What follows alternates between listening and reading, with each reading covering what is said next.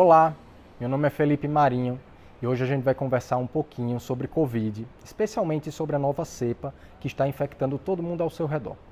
Nós vamos conversar sobre a Omicron.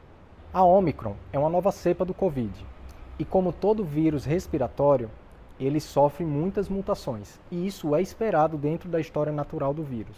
Então o vírus, por fazer muitas cópias em muitos indivíduos diferentes, a replicação indefinida desse material genético vai acontecer com pequenas mutações com o passar do tempo. Quando isso acontece, a característica do vírus muda e quando isso ocorre, a doença em você pode ser diferente, tanto para mais grave quanto para mais leve, quanto a sua resposta a ele pode mudar. Você pode ter uma defesa já pronta para uma versão antiga do vírus e essa defesa não servir para uma versão nova do vírus. É exatamente por isso que as variantes ganham importância. Então eu vou fazer um breve resumo das 5 variantes que têm importância mundial pela OMS.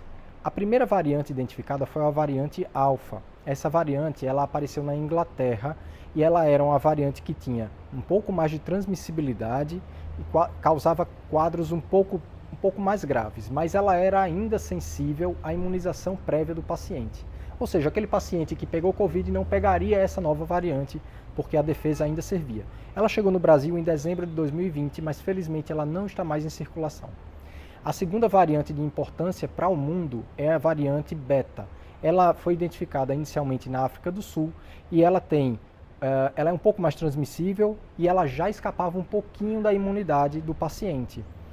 Ela chegou no Brasil em abril de 2021, mas felizmente ela também não está em circulação. Tivemos ainda a variante Gama. Essa variante Gama ela foi identificada praticamente na mesma época no Japão e no Brasil.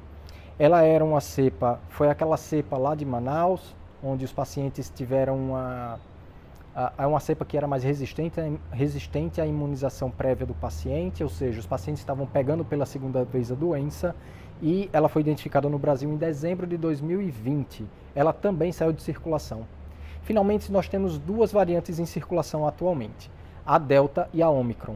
A Delta foi uma variante identificada na Índia e essa Delta ela é mais transmissível, ela tem quadros mais graves e ela tem um escape pequeno à vacinação ou à imunização prévia de quem já teve a doença. Ela chegou no Brasil em maio de 2021, quando começou a nossa segunda onda. A Omicron, finalmente, apareceu no mundo em novembro de 2021, quase agora, na África do Sul. E essa cepa ela tem características muito diferentes. Era uma cepa que era até improvável dela ter tanto sucesso, porque ela tem mais de 30 mutações só naquela proteína S, que é a proteína de membrana do vírus, que é a proteína spike. E ela, com toda essa mudança, ela traz uma grande resistência à imunização prévia, ou seja, ela escapa a tua imunização que você ganhou com a vacina ou com a doença, mas felizmente ela causa quadros muito leves de doença. Os quadros são muito mais brandos e isso é ótimo para a gente.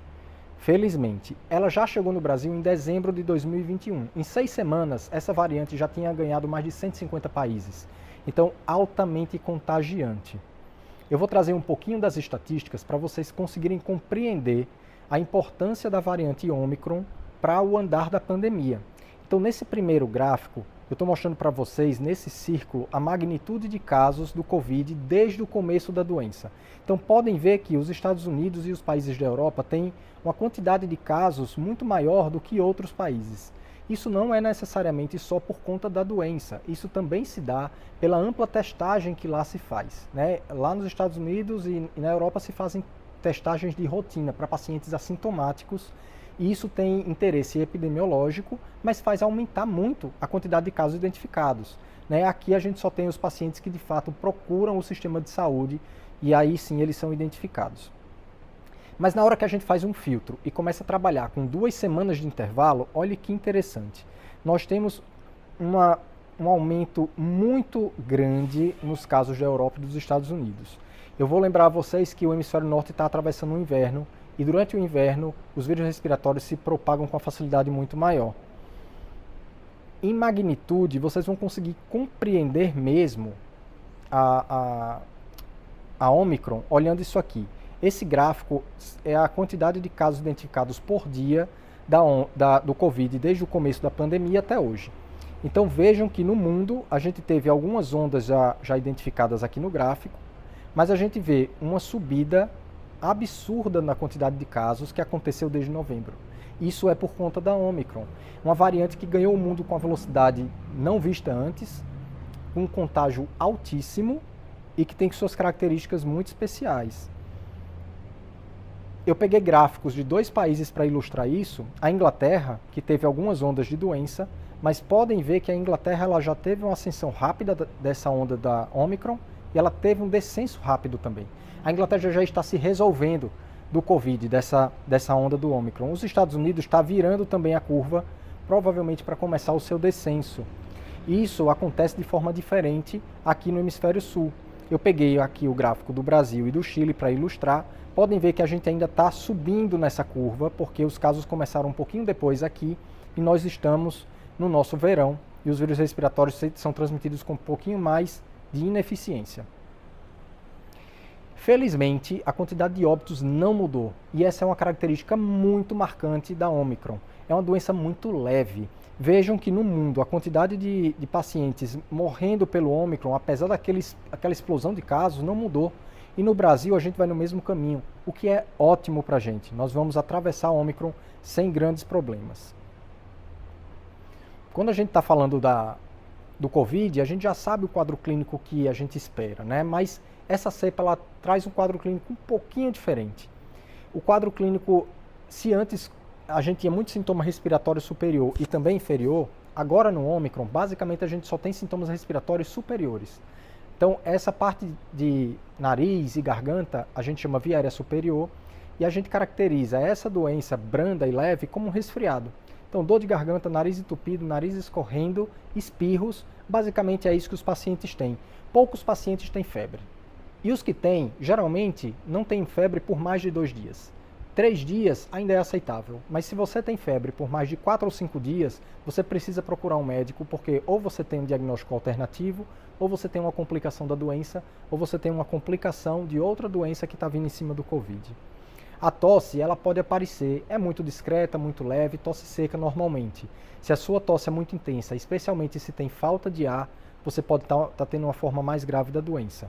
E os fatores de risco são basicamente os mesmos fatores de risco que a gente tinha antes, né? Então, relembrando para vocês, idosos, especialmente acima de 60 anos, pacientes diabéticos, pacientes com comorbidades, especialmente as comorbidades graves no coração, no pulmão, nos rins e no fígado, pacientes com as gestantes e também pacientes obesos. Tá? Eu agregaria a essa lista os pacientes que não receberam vacina, porque a gente vê que os pacientes que não receberam vacina têm apresentado quadros um pouquinho mais graves. E aqui, só para finalizar essa parte, eu gostaria de lembrar que, além da persistência da febre, a febre que retorna depois de ter sido resolvida, uma tosse muito intensa, como eu falei, e falta de ar, ou algum sinal de tontura, dor na boca do estômago ou dor no peito, são sinais de gravidade. Então, se você apresenta isso, busque um médico imediatamente para fazer uma avaliação mais correta. O que você precisa fazer na suspeita da doença?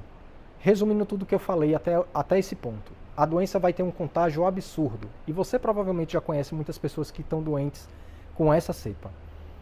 É quase certo que todo mundo vai encontrar esse vírus pelo caminho e a maioria das pessoas de fato vai adoecer. Se a gente for testar todo mundo, a enorme maioria das vezes esse teste não vai ter utilidade, porque primeiro, não vai fazer nada de diferente no seu tratamento. Segundo, a gente está acabando o insumo que já está escasso. Com aquela elevação absurda dos casos que aconteceu no hemisfério norte, os insumos mundiais do SUAB, eles caíram dramaticamente. Hoje a gente tem muita dificuldade de encontrar insumo aqui no Brasil para comprar. Então os laboratórios estão trabalhando com sistemas de contingência e parcelando o uso desses SUABs por dia para que não falte para o paciente grave. Então, de fato, a gente deveria deixar o SUAB nessa hora para quem se beneficia do SUAB. Quem pode se beneficiar do SUAB? Praticamente, eu poderia listar aqui 3 populações que precisam do SUAB. O primeiro é paciente que precisa se hospitalizar ou que está desenvolvendo a forma moderada ou grave. Segundo, pacientes de profissões essenciais para a sociedade, como profissionais de saúde e também de segurança. Terceiro, pacientes de grupo de risco, para eu poder identificar esse paciente e poder monitorar ele melhor. Tá? Fazer SWAB para pacientes que não são de grupo de risco ou que estão apresentando a forma leve é gastar desnecessariamente um recurso que está escasso hoje em dia. E exames laboratoriais não devem mais ser utilizados como a gente usou na segunda onda. Na segunda onda a gente tinha pacientes, até 20% dos pacientes precisavam de hospitalização ou intervenção médica. Hoje, a necessidade de intervenção médica é muito baixa. Então, tentar rastrear esses pacientes com exame laboratorial não está servindo. A gente precisa monitorar o quadro clínico, os sintomas. Você tem que fazer isso sozinho. Fazer exame ou repetir exame com esse intuito não cabe mais frente a um resfriado de leve intensidade como é o Ômicron atualmente. E quais são as recomendações que você precisa seguir para enfrentar essa doença que é autolimitada, em poucos dias você vai estar livre. Uma boa hidratação, essa é a chave para você se recuperar. Quem vai matar o vírus é o seu próprio corpo. Isso vai demorar poucos dias e você precisa deixar seu corpo funcionando bem. Manter ele hidratado é o melhor jeito. Uma dica rápida, acompanhe a cor do xixi. Se o seu xixi está transparente ou amarelo claro, você está fazendo seu trabalho direito. Medicações, você não precisa de nenhuma medicação especial. Lembrem, é um resfriado, vai passar logo, rapidinho você vai estar bom. Se você tiver algum sintoma que está te incomodando, já estiver atrapalhando suas atividades, como febre, como dor na garganta, dor no corpo ou enjoo, você pode usar medicação pontualmente para combater esses sintomas. E o isolamento, que já foi um isolamento de 14 dias no começo, passou para 10 dias na forma leve. Hoje em dia a gente já trabalha com dois limites de isolamento. Um, que é o que eu de fato tenho preconizado mais pela simplicidade da Sociedade Brasileira de Infecto, 7 dias se você está tendo a forma leve. Então são 7 dias desde que você esteja tendo os sintomas em melhora progressiva, você não esteja com febre nas últimas 24 horas e você só teve sintomas leves no começo. O Ministério da Saúde lançou também uma recomendação de 5 dias que eu vou explicar para vocês. São 5 dias a partir do primeiro sintoma, você fica completamente isolado, inclusive dos contatos domiciliares, e a partir do 5º dia, a partir do 6º dia, ou melhor dizendo, você pode ter algum grau de circulação na sociedade, desde que redobre o cuidado com a máscara e com medidas de proteção de higiene das mãos. Então, usando o bom senso e resumindo tudo o que eu falei, nós temos agora uma terceira onda aqui no Brasil se instalando que tem características muito diferentes. Vai ser uma onda muito aguda, que a gente deve chegar no pico dessa onda em pouquíssimas semanas, para depois começar um descenso. Essa onda vai acometer, o contágio vai acometer muita gente de uma vez só. Então o risco não é mais da doença naquela pessoa, porque a grande maioria das pessoas vão ter só o resfriado, a forma leve, mas o risco vai ser para o sistema de saúde, volta a ser muita gente ficando doente juntas, então a sobrecarga no pronto-socorro e a sobrecarga por leitos que já são escassos. Segundo risco de apagão na sociedade em alguns setores. Muita gente vai ficar doente junta, então muita coisa vai funcionar de forma precária, supermercado, farmácia, mercado, segurança pública, tudo isso tende a ter os seus apagões por conta da Ômicron, assim como os profissionais de saúde que vão adoecer juntos também. Bom, então se eu posso resumir a minha fala em alguns pontos importantes nós estamos começando uma terceira onda que vai ter uma característica muito diferente das outras. Ela vai ser uma onda mais estreita, mais curta, mas muito intensa em quantidade de casos. Praticamente todo mundo ao seu redor vai pegar a doença quase que na mesma hora. Isso vai fazer com que as pessoas adoeçam juntas. Felizmente, a enorme maioria das pessoas vai ter só a forma leve da doença, um resfriado bobo, que vai passar com pouquíssimos dias. O isolamento ele pode ser feito com 7 dias e você não precisa nem de SWAB, nem de exame de sangue para dar esse diagnóstico. Se você tem um quadro compatível durante essas semanas de circulação do Ômicron, você pode assumir que o seu diagnóstico é esse, porque praticamente só temos esse vírus respiratório em circulação. Com relação às medidas que você precisa fazer durante a doença, é manter uma boa hidratação, usar remédios para controlar sintomas, manter seu isolamento para proteger as outras pessoas. Se você achou esse conteúdo bom, por favor, compartilhe com outras pessoas que você conhece, para que elas também tenham acesso à informação de qualidade.